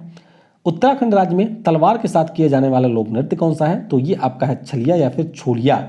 तो छलिया और छोलिया से 3 से 4 बार आपके NTPC में प्रश्न पूछा जा चुका है कि ये किस राज्य से संबंधित है। तो याद रखिएगा ये आपके उत्तराखंड से संबंधित है। बाकी भोटिया, मुखौटा, बद्दानाती, लंगवीर, पांडव, छुपाती, रमोला, ये सारे आपके हैं उत्तराखंड के। अब देखिए कई सारे लोग होंगे जो वीडियो को बहुत शुरुआत में ही छोड़ चुके होंगे। मुझे बताया कि केवल 10 to 20% लोग ऐसे होंगे जो यहाँ तक वीडियो को देख रहे होंगे। तो यहाँ पर मैं आपसे यही रिक्वेस्ट करूँगा कि अगर आप लोग इस सीरीज को देखना चाहते हैं या फिर आने वाले समय में आपको NTPC या किसी भी प्रकार का एग्जाम देना है तो बहुत ही ज़्यादा बेनिफिशियल सीरीज है आपके लिए। कम समय में हम लोग बहुत सारी चीज़ों का यहाँ पर रिवीजन कर रहे हैं, तो ये आपके लिए बहुत ही महत्वपूर्ण सीरीज है। जिस प्रकार से आपने कभी सांसों का अनुभव किया होगा रात में फ़ोन के दौरान, उसी प्रकार से आप बिल्कुल इस सीरीज को देखिए, ठीक है। तो जैसे आपने अनुभव किया होगा उसी प्रकार से आप सीरीज को देखिए, तो ये आपके लिए काफ़ी ज़्यादा बेनिफिशियल होने वाला है। अगला प्रश्न है, भारत में किस शास्त्रीय नृत्य की जो उत्पत्ति है वह ब्रह्मा से मानी जाती है? तो याद रखिएगा जो हमारे यहाँ पर भारतनाट्यम है उसकी उत्पत्ति ब्रह्मा से मानी जाती है। फिर एक प्रश्न पूछा गया कि शास्त्रीय नृत्य के जो प्रमुख स्रोत होते हैं, नाट्य शास्त्र के लेखक कौन है? तो याद रखिएगा नाट्य शास्त्र के लेखक हैं भरत मुनि, यानी कि जो हमारे क्लासिकल डांस हैं उनके बारे में नाट्य शास्त्र में बताया गया है और भरत मुनि इसके लेखक हैं। अच्छा, सार्वजनिक क्षेत्र के जो बैंक हैं इनका जो विलय हुआ था उनसे बहुत बार प्रश्न पूछा गया है, तो बहुत ही अच्छे से यहाँ पर आपको याद रख लेना है। देखिए, एक तो आपका ये देना बैंक और विजया बैंक, ये तो लगभग 10 बार ऑलरेडी पूछा जा चुका है, तो ध्यान रखेंगे जो हमारा देना बैंक और विजया बैंक है, कौन सा, देना बैंक और विजया बैंक, ध्यान से सुन लीजिएगा, इन दोनों का विलय किसमें हो गया था, आपके बैंक ऑफ बड़ौदा में। कम से कम 10 बार ये प्रश्न पूछा जा चुका है कि देना बैंक और विजया बैंक का विलय किसमें हुआ था, तो बैंक ऑफ बड़ौदा में हुआ था। इसके अलावा आप ध्यान रखेंगे कि ओरिएंटल बैंक ऑफ कॉमर्स यानी कि ओबीसी और यूनाइटेड बैंक ऑफ इंडिया यानी कि यूबीआई, इन दोनों का विलय हुआ था पंजाब नेशनल बैंक में। सिंडिकेट बैंक का विलय हुआ है केनरा बैंक में। आंध्र बैंक और कॉर्पोरेशन बैंक का विलय हुआ था यूनियन बैंक ऑफ इंडिया में। और इलाहाबाद बैंक का विलय हुआ है इंडियन बैंक में। वर्तमान में केवल हमारे यहाँ पर 12 सरकारी बैंक हैं, ये पॉइंट भी आपको याद रखना है क्योंकि यहाँ से भी प्रश्न पूछा जा चुका है। 1949 मैंने आपको बता ही दिया था आरबीआई नेशनलाइज हुआ था। 1955 में आपका एसबीआई नेशनलाइज हुआ था। 1969 में 14 बैंक और 1980 में आपके 6 बैंक नेशनलाइज हुए थे। अगला प्रश्न कि भारत में कुल कितने शास्त्रीय नृत्य हैं, तो 8 आपके हैं, ये आप सभी को याद होगा। केरल में आपके 2 हैं, केरल में आपका मोहिनीअट्टम और कथकली यहाँ पर 2 है। कुचिपुड़ी आपके आंध्र प्रदेश का है। कथक की बात करते हैं तो ये आपके कहाँ का है, कथक आपके है उत्तर प्रदेश का। उसी प्रकार से अगर हम लोग भारतनाट्यम की बात करते हैं तो तमिलनाडु का है। सतरिया की बात करते हैं तो ये आपके असम का है। उड़ीसी की बात करते हैं तो उड़ीसा का है। और मणिपुर का है मणिपुरी। और अच्छा, अभी जो आपका 27 वाला पेपर हुआ था उसमें ये पूछा जा चुका है कि जो हमारा मणिपुरी डांस है वह किस भगवान को समर्पित है, तो याद रखिएगा वह हमारे कृष्ण भगवान को समर्पित है, ये आपको याद रखना है। अच्छा, एक प्रश्न ये भी पूछा गया कि कौन सा हमारे यहाँ पर नृत्य है जो कि प्ले के ऊपर आधारित होता है, यानी कि स्टोरी प्ले पर बेस्ड होता है, तो ये आपका है कथकली जो कि है केरल का। फिर पीएम किसान योजना से भी कई बार प्रश्न पूछा जा चुका है, तो ध्यान रखिएगा ये इस योजना के अंतर्गत 6,000 रुपये दिए जाते हैं और 24 फरवरी 2019 को पीएम ने इसको लॉन्च किया था। अगला प्रश्न कि मामलुक वंश का तीसरा शासक कौन था, तो मामलुक वंश की बात करते हैं तो इल्तुतमिश इसके तीसरे शासक थे। आधारशिला किसने रखी थी, यानी कि शुरुआत किसने की थी, तो कुतुबुद्दीन ऐबक, इनके द्वारा 1206 में इसकी स्थापना की गई थी। 1210 में इनका निधन हो जाता है। उसके बाद में इनके पुत्र आराम शाह केवल 1 साल के लिए सुल्तान होते हैं। फिर कुतुबुद्दीन ऐबक का जो दामाद था इल्तुतमिश, वह यहाँ पर इसका शासक बनता है, तो ये आपको याद रखना है। बाकी रजिया सुल्तान की बात करते हैं तो हमारे यहाँ की पहली महिला सुल्तान के रूप में इनको जाना जाता है। ये आपके दिल्ली सल्तनत की 5वीं शासक थी। 61वां संविधान संशोधन किससे संबंधित है, तो ध्यान रखेंगे ये आपके जो मतदान की आयु है उसको 21 से घटा करके 18 वर्ष किया गया था, तो इसी से संबंधित है। 1989 में ये आपका संशोधन होता है और इसके द्वारा अनुच्छेद 326 में संशोधन किया जाता है। तो 4 से 5 बार यही प्रश्न पूछा गया है, इसके बारे में आपको याद रखना है। अगला प्रश्न कि सिकंदर और पोरस के बीच में जो युद्ध है वह किस नदी पर हुआ था, तो झेलम नदी पर हुआ था। बैटल ऑफ हाइडस पास के नाम से इसे जाना जाता है। 326 बीसी पूर्व इस युद्ध को किया गया था, तो ये भी आपको याद रखना है। बाकी सिकंदर मैसेडोनिया का राजा था जिसे हम लोग अलेक्जेंडर द ग्रेट के नाम से जानते हैं, और पौरव साम्राज्य के हमारे शासक थे पोरस, तो इनके बीच में ये युद्ध लड़ा गया था। जो आपकी 17वीं पैरेलल लाइन है किन देशों के बीच सीमा का निर्धारण करती है, तो ये आपके दक्षिण और उत्तर वियतनाम के बीच में करती है, ये पॉइंट आपको याद ही रखना है। और जिनेवा अकॉर्ड 1954 के द्वारा इसे स्थापित किया गया था। अगला प्रश्न कि इनमें से कौन सा राज्य नेपाल के साथ में सीमा नहीं बनाता है। 5 से 6 बार तो एनटीपीसी ने आपसे यही पूछ लिया है कि किसके साथ सीमा नहीं बनाता है, तो याद रखिएगा आप लोग यहाँ पर उत्तराखंड, उत्तर प्रदेश, बिहार, पश्चिम बंगाल और सिक्किम ये नेपाल के साथ में सीमा बनाते हैं, तो ये पॉइंट आपको यहाँ पर याद रखना है। अंडमान और निकोबार द्वीप की सर्वोच्च चोटी कौन सी है, तो ये आपका है सैडल पीक। कौन सा है, सैडल पीक है, उत्तरी अंडमान द्वीप के ऊपर आपको देखने को मिलेगा।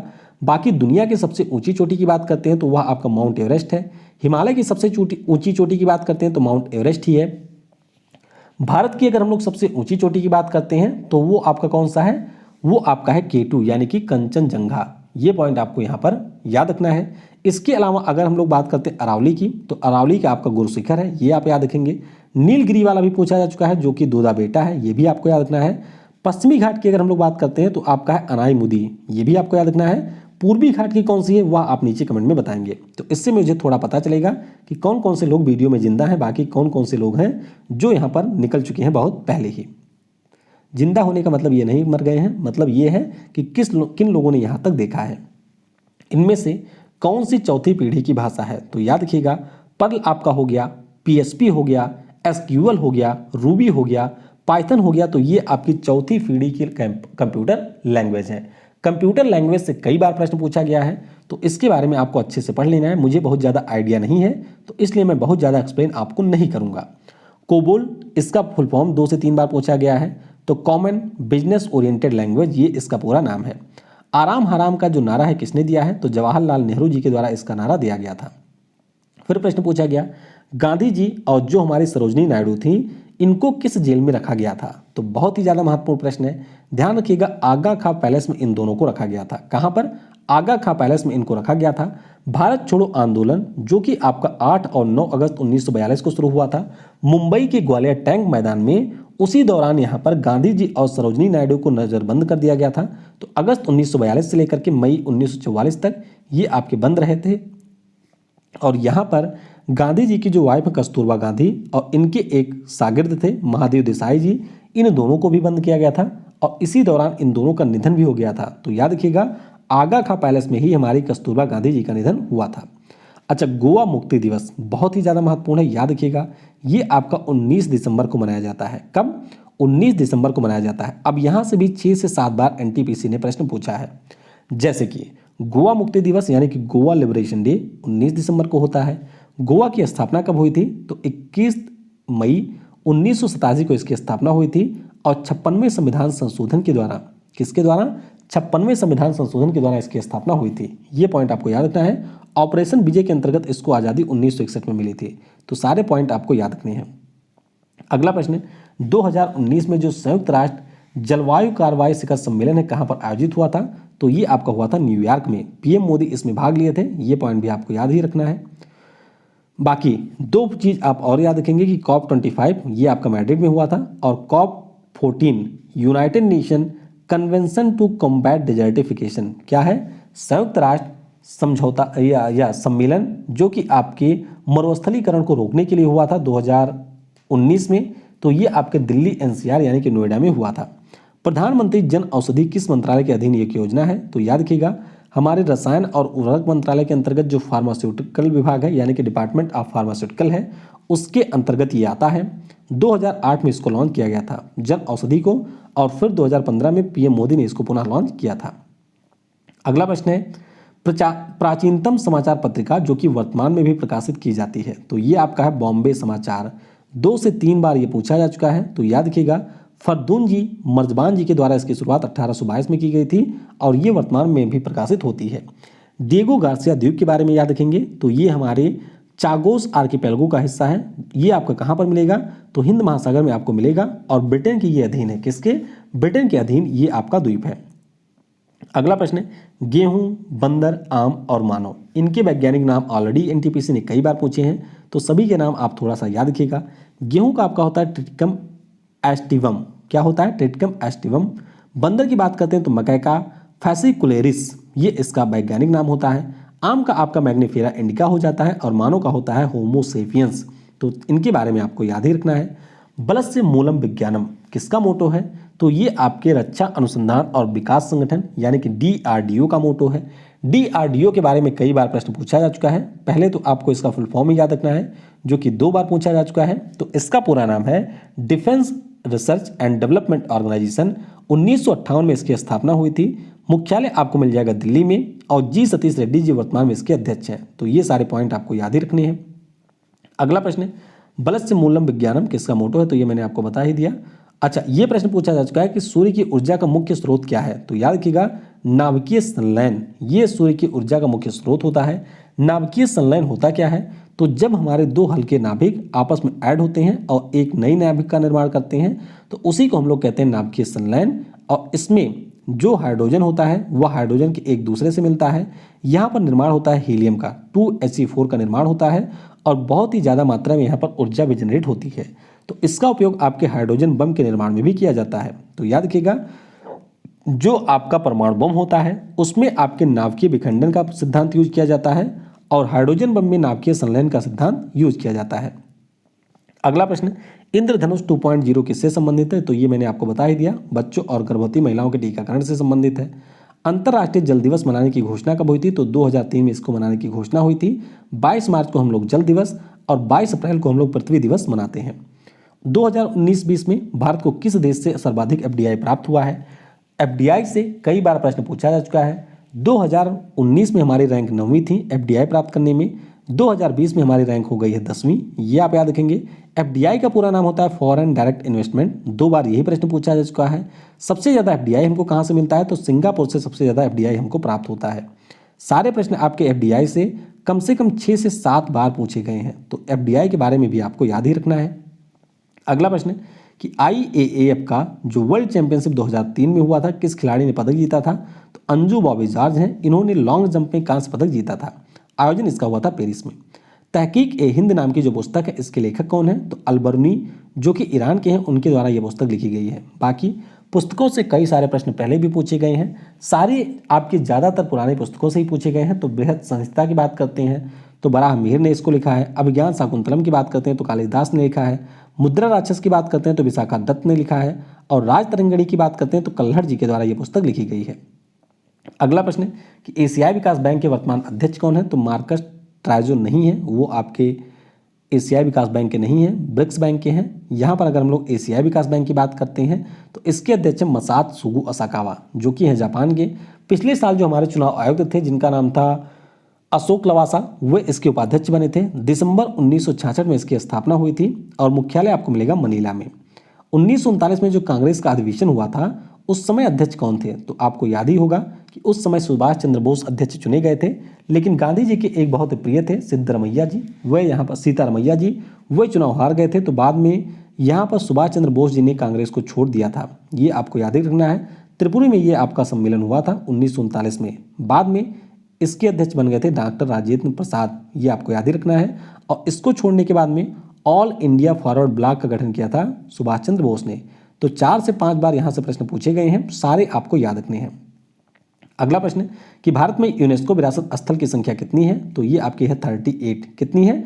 38 है। हालांकि 2020 में आपके 2 स्थल शामिल किए गए थे, लेकिन ये वर्ल्ड हेरिटेज साइट की श्रेणी में नहीं शामिल हुए हैं। ये आपके वर्ल्ड हेरिटेज सिटी की श्रेणी में शामिल हुए थे, तो अभी भी इनकी संख्या 38 है। बाकी लेटेस्ट वाला आप ध्यान रख सकते हैं। 2017 में आपका अहमदाबाद शहर था। 2018 में विक्टोरियन गोथिक और आर्ट डेको एंसेम्बल है। 2019 में आपका है जयपुर। अभी मैं आपको सभी 38 स्थलों के बारे में बता दूंगा कि कौन सा किस वर्ष मान्यता मिला था किसको, और यहाँ पर वह किस राज्य में स्थित है। अगला प्रश्न कि गोल गुम्बद का निर्माण किसने किया था? तो याद रखिएगा, ग्रे बेसाल्ट चट्टानों से इनका निर्माण हुआ है। बीजापुर कर्नाटक में आपको ये मिलेंगी। और मोहम्मद आदिल शाह का मकबरा आपको यहाँ पर मिलेगा। तो गोल गुम्बद से भी 4 से 5 बार प्रश्न पूछा जा चुका है। इंडो इस्लामिक शैली में इसका निर्माण किया गया है। वास्तुकार कौन है? तो याकूत इसके वास्तुकार रहे थे।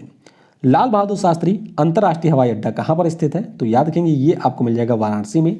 बाकी नेताजी सुभाष चंद्र वाला जो दमदम है वह आपको कोलकाता में मिल जाएगा। जो आपका कैंपेगौड़ा वाला हवाई अड्डा है वह आपको मिल जाएगा बेंगलुरु में। राजीव गांधी इंटरनेशनल एयरपोर्ट की बात करते हैं तो वो आपको मिल जाएगा हैदराबाद में। इसके अलावा अगर हम लोग इंदिरा गांधी इंटरनेशनल एयरपोर्ट की बात करते हैं तो वो आपको मिल जाएगा दिल्ली में।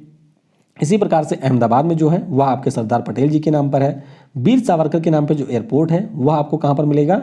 वह आपको मिल जाएगा अंडमान में, ठीक है, जो पोर्ट ब्लेयर वाला है। तो ये सारी चीज़ें आपको याद रखनी है, सभी आपके एनटीपीसी में पूछे जा चुके हैं।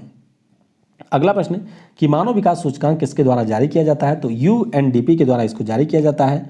2020 में जो रिपोर्ट आई थी उसमें हम 131वें स्थान पे थे। 2019 में हम लोग 129वें स्थान पे थे और 2018 में हम लोग 130वें स्थान पे थे। तीनों आपके शुरुआत में ही पूछे गए थे, पहले या दूसरे शिफ्ट में, तो इनके बारे में आपको याद ही रखना है। अगला प्रश्न यहाँ पर है कि वर्ष 2019 में कौन सा देश ओपेक से अलग हुआ था? तो याद रखिएगा, कतर 1 जनवरी 2019 को इससे अलग हुआ था। और इक्वेडोर की बात करते हैं तो जनवरी 2020 से इससे अलग हुआ था। ओपेक का पूरा नाम क्या है? तो organisation of petroleum exporting countries इसका पूरा नाम है। स्थापना सितंबर 1960 को हुई थी। मुख्यालय आपको ऑस्ट्रिया के वियना में मिलेगा और सेक्रेटरी जनरल इसके कौन है? मोहम्मद बरकिंदो। तो 2 बार तो आपके ओपेक का फुल फॉर्म पूछा गया है। मुख्यालय की बात करते हैं तो कम से कम 4 से 5 बार इसका हेडक्वार्टर पूछा गया है, ये आपको याद रखना है। अलग कौन से देश हुए हैं? तो कतर और इक्वेडोर इससे अलग हुए हैं, तो ये पॉइंट आप याद रखेंगे। अच्छा, इनपुट और आउटपुट डिवाइस, इससे कम 20 से 25 बार आपके एनटीपीसी में प्रश्न पूछा जा चुका है। कई बार कोड वाले प्रश्न थे कि इनमें से कौन सा इनपुट नहीं है, या इनमें से कौन सा इनपुट है, इनमें से कौन सा आउटपुट नहीं है, या इनमें से कौन सा आउटपुट है। तो ये सारी चीज़ें ध्यान रखते हुए आपको यहाँ पर याद रखना है। आउटपुट डिवाइसेस की बात करते हैं तो आपका मॉनिटर हो गया, प्रिंट प्लॉटर हो गया, इसके अलावा स्पीकर हो गया, प्रिंटर हो गया, मल्टीमीडिया प्रोजेक्टर है, स्पीच जनरेटिंग डिवाइस है, साउंड कार्ड हो गया, वीडियो कार्ड हो गया, ब्रेल रीडर हो गया, जीपीएस डिवाइस हो गई। तो ये सारी आपकी आउटपुट डिवाइस हैं। अगला प्रश्न है कि खूब लड़ी मर्दानी वह तो झांसी वाली रानी थी, इस कविता के लेखक कौन है? तो इसके लेखक है सुभद्रा कुमारी चौहान। कौन है? सुभद्रा कुमारी चौहान इसकी लेखक है। NRDWP इसका फुल फॉर्म एक बार पूछा गया है, तो बस थोड़ा सा आप ध्यान रखेंगे, वैसे बहुत इंपॉर्टेंट ये नहीं है। भारत में जो परमाणु प्रोग्राम है इसके जनक कौन है? तो मैंने आपको बता ही दिया, होमी जहांगीर भाभा हमारे यहाँ पर परमाणु प्रोग्राम के जनक हैं। स्पेस प्रोग्राम की बात करते हैं तो इसके जनक कौन है?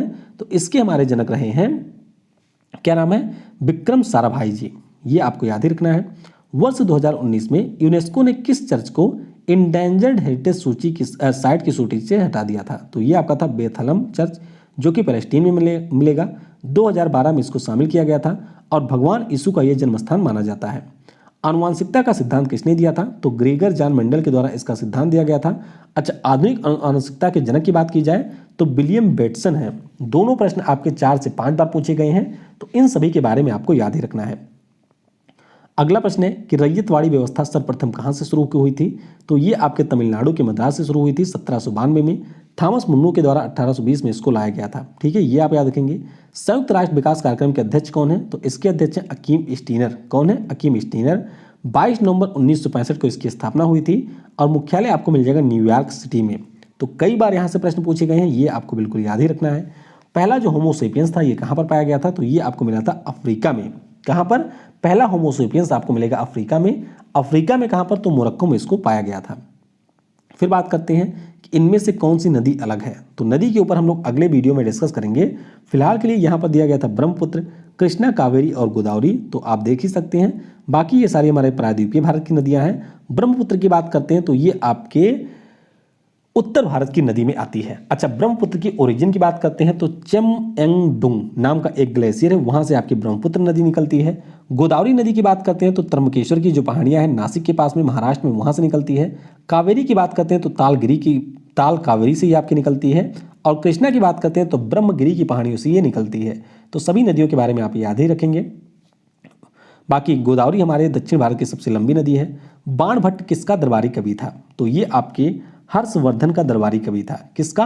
हर्षवर्धन का दरबारी कवि था। और हर्षचरित के लेखक कौन है? तो ये आपके ये रहे हैं। बाकी श्रवण बेलगोला का जो जैन मंदिर है किससे निर्मित है? तो ग्रेनाइट पत्थरों से इसका निर्माण किया गया है। गोमातेश्वरा की जो सबसे बड़ी मोनोलिथिक मूर्ति है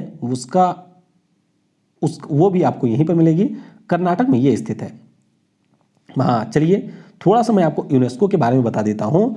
कम से कम आपके 60 से 70 प्रश्न मिनिमम आपके यहाँ से पूछे गए हैं, तो थोड़ा सा आपको ध्यान लगा करके चीज़ों को सुनना है, जैसे आपने अपने उनकी बातों को ध्यान लगा करके सुना होता है। हालांकि इंटरेस्ट आपका उसमें भी बहुत ज़्यादा नहीं होता था, इसमें आपका इंटरेस्ट है, तो इसीलिए इसको आप लोग और थोड़ा सा ध्यान लगा करके सुनेंगे। ठीक है, उनका मतलब आप लोग समझ ही रहे होंगे किसकी मैं बात कर रहा हूँ। तो चलिए सबसे पहले बात करते हैं 1983 की। तो ध्यान रखेंगे 1983 में आपके 4 ऐसे स्थान थे जिनको यूनेस्को ने अपने धरोहर में शामिल किया था पहली बार। अजंता की गुफाएं महाराष्ट्र में, एलोरा की गुफाएं भी महाराष्ट्र में, आगरा का किला आपका है उत्तर प्रदेश में।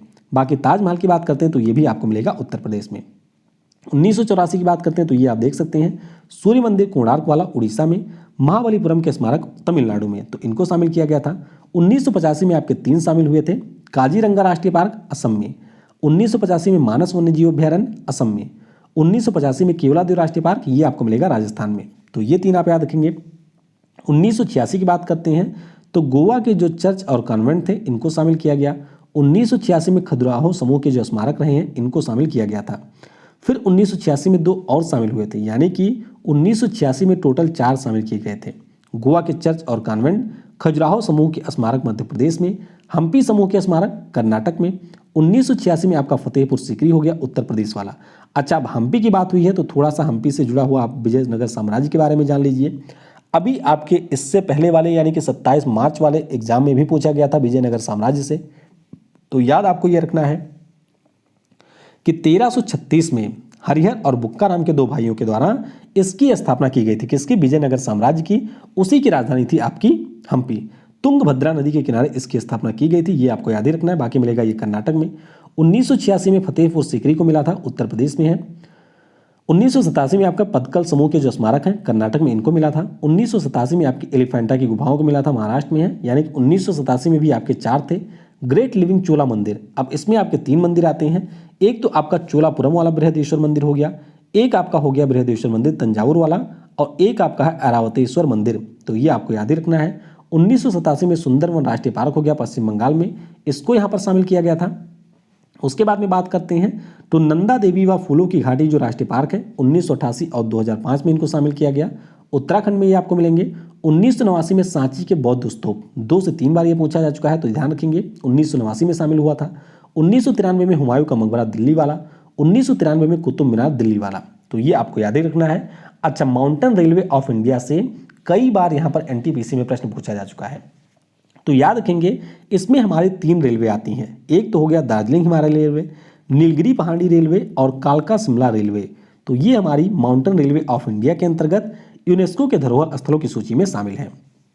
फिर आते हैं आगे, तो 2002 में यहाँ पर जो महाबोधि मंदिर कॉम्प्लेक्स बिहार वाला, इसको शामिल किया गया। 2003 में भीमबेटका रॉक शेल्टर मध्य प्रदेश वाला। 2004 में छत्रपति शिवाजी टर्मिनस महाराष्ट्र में। ध्यान रखिएगा ये प्रश्न पूछा जा चुका है कि हमारे देश में एकमात्र रेलवे स्टेशन कौन है जो को यूनेस्को के धरोहर स्थल में शामिल है, तो ये छत्रपति शिवाजी टर्मिनस है। 2004 में आपका चंपानर पावागढ़ पुरातात्विक पार्क जो कि गुजरात में, इसको शामिल किया गया। लाल किला कॉम्प्लेक्स को 2007 में शामिल किया गया। जंतर मंतर को आपके 2010 में यहाँ पर शामिल किया गया था जो कि राजस्थान में है। अच्छा, ये आपको जरूर याद रखना है, यहाँ से कई बार प्रश्न अलग तरीके से भी पूछा गया है। देखिए 2012 में जो हमारे पश्चिमी घाट की पहाड़ियाँ हैं उनको शामिल किया गया है, ये आपको याद ही रखना है। अब जब हम लोग पश्चिमी घाट यानी कि वेस्टर्न घाट की बात करते हैं तो कई सारी पहाड़ियाँ देखने को मिलती हैं जो कि अलग अलग राज्यों में है। जैसे कि केरल की बात करते हैं तो अगस्तमलाई, पेरियार और अनामलाई, ये आपको केरल में मिलेंगी। कई बार प्रश्न ये भी पूछा जा चुका है कि पेरियार कहाँ पे है या अनामलाई कहाँ पे है। तमिलनाडु में आपको नीलगिरी मिलेगी मुख्य रूप से। कर्नाटक में आपको ताल कावेरी और कुद्रेमुख मिलेंगे, ये आपको याद ही रखना है। और महाराष्ट्र में आपको मिलेगी सह्याद्री। तो यहाँ पर पश्चिमी घाट के कई सारे पार्ट हैं जो कि आपको अलग अलग स्थानों पे मिलेंगे, इनके बारे में आपको याद ही रखना है। 2013 तो राजस्थान के जो किले हैं ये आपके शामिल हुए थे। अब इन किलों में आपके टोटल 6 आते हैं, चित्तौड़गढ़, कुंभलगढ़, रणथंभौर, अंबर, जैसलमेर और गैगरोन, तो यही आपको याद रखना है। 2014 में रानी की वाव गुजरात वाली शामिल हुई थी। 2014 में ग्रेट हिमालयन राष्ट्रीय पार्क को दर्जा मिला था। 2016 में आपके 3 शामिल हुए थे, नालंदा महाविहार, कंचनजंगा राष्ट्रीय पार्क और ले कार्बोसियर की वास्तुकला चंडीगढ़ में, इसको शामिल किया गया था। 2017, 18 और 19 मैंने आपको शुरुआत में ही बता दिया, तो ये सारी चीज़ें आपको याद रखनी है। अच्छा, करंट अफेयर का भी मैं आपको एक प्रश्न करवा देता हूँ। देखिए एक प्रश्न ये पूछा जा चुका है कि जो विश्व का पहला तैरता हुआ परमाणु ऊर्जा प्लांट है 2019 का है, ये अगस्त महीने का, अकेडमिक लोमोसनो इससे लॉन्च किया गया था। तो इसे लॉन्च किया था रसिया ने। किसने? रसिया के द्वारा इसको लॉन्च किया गया था। फिर एक प्रश्न पूछा गया था कि प्लास्टिक वेस्ट से जो डीजल बनाने का पहला प्लांट है वह कहाँ पर स्थापित हुआ था, तो ये आपके देहरादून में स्थापित हुआ था। तो ये 2 प्रश्न आपको करंट अफेयर के भी याद रखने हैं। तो देखिए टेक्निकली अगर हम लोग बात करें तो हमने 150 प्रश्नों को डिस्कस किया है, लेकिन ये जो 150 प्रश्न है इससे जुड़े हुए जो अन्य प्रश्न रहे हैं अगर आप लोग उनको भी मिला देते हैं तो कम से कम 400 से 450 प्रश्नों को हमने यहाँ पर डिस्कस किया है। ठीक है, 400 से 450 प्रश्नों को हमने यहाँ पर डिस्कस किया है। बाकी वीडियो आपको कैसी लगी यह आप नीचे कमेंट में जरूर बताइएगा। अगर आपको वीडियो यहाँ तक देखा है आपने तो नीचे कमेंट में यस लिखिएगा, S I can do it या आई कैन क्रैक इट, ये सारी चीज़ें आप नीचे कमेंट में लिख सकते हैं। बाकी आपका जिस प्रकार से इस वीडियो के ऊपर रिस्पॉन्स रहेगा उसी के अनुसार मैं वीडियो बनाऊंगा। हालांकि 2000 प्रश्न तो मैं आपको दूंगा ही, ये मेरी गारंटी है। चाहे आपका रिस्पॉन्स थोड़ा सा निगेटिव भी रहेगा तो कोई बात नहीं। बाकी होली की एक बार फिर से आप सभी को शुभकामनाएं, खूब दबा करके होली खेलिए और एक बार फिर से तैयार होइए 6वें फेज में आप एग्जाम देने के लिए। Thanks for watching. जय हिंद, जय भारत, और सबसे जरूरी, पढ़ेगा भारत तो बढ़ेगा भारत।